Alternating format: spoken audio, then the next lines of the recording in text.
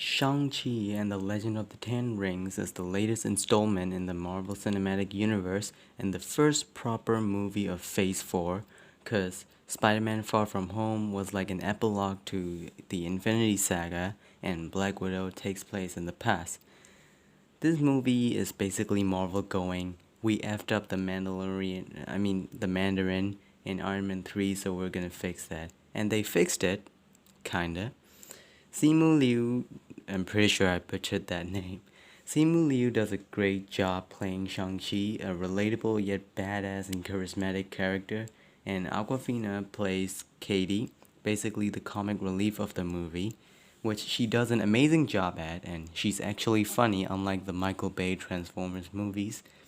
Tony Leung is amazing. He's Wenwu, aka Mandarin, and a compelling and badass villain. Like the moment he came up on screen, like he's this intimidating conqueror character.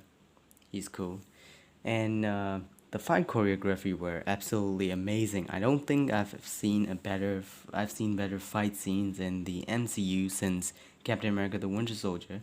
And this isn't the first time Marvel has done martial arts and dragons. They did it first in the Netflix Iron Fist show, which was an absolute failure. They mentioned Shao Lao the dragon, but they never really showed it. And the overall plot of this movie and characterization were great for the first half of the movie. The second part kind of got super slow and iffy. The CGI is beautiful though. The music and soundtracks are also great. The cinematography is marvelous. The acting is top notch, and I'm glad they spoke Chinese in this movie, because one of my complaints about Black Panther is that they were speaking English with accents, and they say like Ibambe and stuff, but it's still in English. Shouldn't it be like African or something? Anyways, I enjoyed watching Shang-Chi, and it gets a 7.4 out of 10 for me. And now I'm entering spoiler territory, so if you haven't seen the movie, bugger off. The first half, it was amazing. Wenwu was interesting as the Mandarin. He has this dictator-esque badass vibe to him. Razorblade was a generic henchman, but Death Dealer is set up as this PTSD device for Shang-Chi. Like there's this moment where Shang was literally going to kill him, and we can see that he has this traumatic experience training with Death Dealer. Katie is the comic relief, which she's actually good at.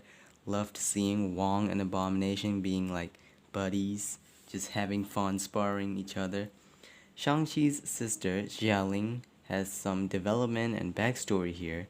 She's not cool with just abandoning her, but she's made it in life, and she built herself a high-tech tournament with Mohawk guy, I forgot his name, John or something.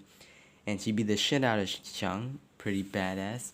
The fight choreography is fucking awesome. It's totally different from the martial arts Marvel shit that was Iron Fist. This is like fucking awesome, and I can't stretch out enough on how cool the fight scenes are here.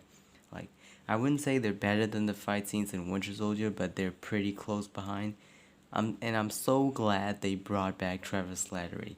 And the first half ends with them trying to prove that the Mandarin is spouting nonsense about his wife calling to him, like he thinks his wife is being trapped in Ta Lo.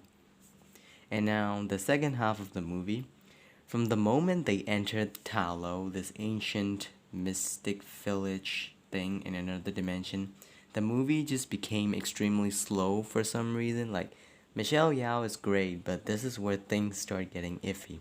The main villain of the movie turned out to be these interdimensional soul suckers that just showed up out of nowhere, and it's also tricking Wenwu for some reason.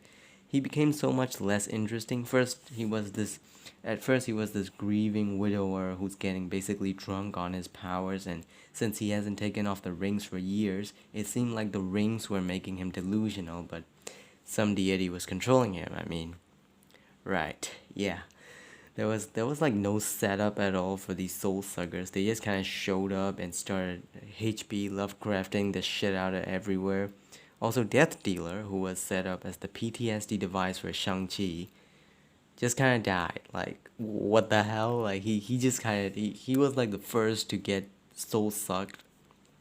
And Xialing, had almost no dialogue at all. And after like she got her suit, she just kind of there, and the camera focuses on her face, looking worried. Sometimes during like the final battle, Katie somehow learns master archery in one day,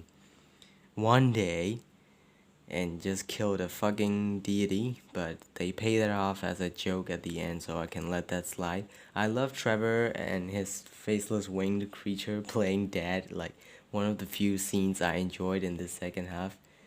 The action and fight choreography in the first half was fucking awesome, but then the second half turned into an epic CGI fight scene, and also a bunch of people just fighting without anyone really winning, and the audience doesn't really know what's going on. There's some people jumping, some Merlines killing people, but none of the main characters are really at high stakes.